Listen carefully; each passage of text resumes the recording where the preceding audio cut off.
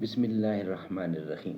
ناظرین، آج کا پہلا ولاگ پیج 514 معارف القرآن جلد اول سورۃ البقرہ نمبر 2 سے لے کر آیت ہے 218 نمبر آیت ہے سورۃ بقرہ نمبر 2۔ بسم اللہ الرحمن الرحیم۔ رائٹر ہیں اس کتاب کے مفتی اعظم پاکستان حضرت مولانا مفتی محمد شفیع صاحب رحمۃ اللہ علیہ۔ سورۃ الفاتح سے لے کر سورۃ البقرہ پارہ اول تا پارہ تیسرا رکوع 8واں۔ کتاب کا نام ہے معارف القرآن جلد اول۔ بسم اللہ الرحمن الرحیم۔ الحمد للہ وکفی وسلام علی عبادہ الذین اصطفی۔ خیرکم من تعلم القرآن وعلمہ۔ بہترین لوگ وہ ہیں جو خود بھی قرآن پڑھیں، دوسروں کو پڑھائیں، سکھائیں اور لکھائیں۔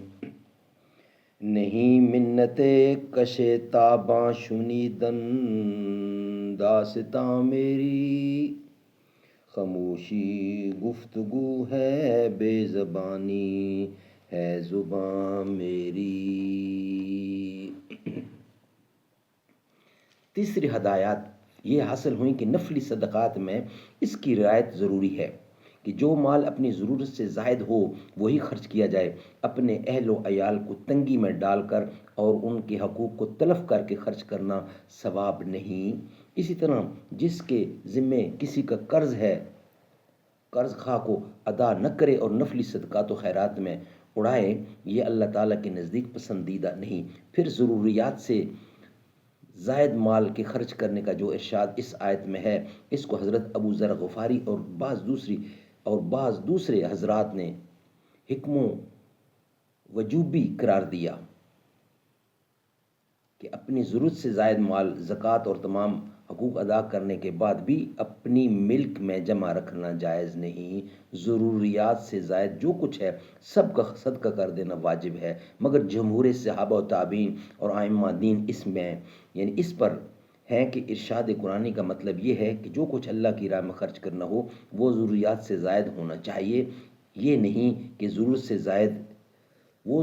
سے زائد ہونا چاہیے، یہ نہیں کہ ضرورت سے زائد جو کچھ ہو اس کو صدقہ کر دینا ضروری ہے یا واجب ہے۔ صحابہ کرام کے تعامل سے یہی ثابت ہوتا ہے۔ ناظرین، یہ تھا ویلاگ نمبر 1۔ انشاءاللہ ویلاگ نمبر 2 میں قرآن کریم سے ہم یہ ثابت کریں گے کہ اس کا اخراجات کیسے کرنا ضروری ہے۔ اللہ بہت بڑا ہے،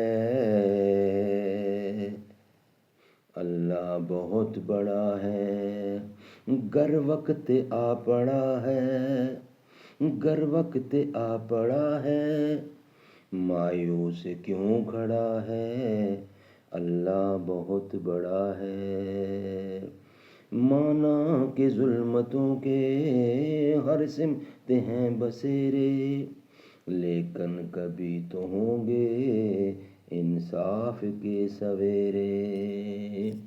مہکے گے غنچے اور پھل گائے گی کوئی بلبل، حالات کی صدا ہے، حالات کی صدا ہے، اللہ بہت بڑا ہے، اللہ بہت بڑا ہے۔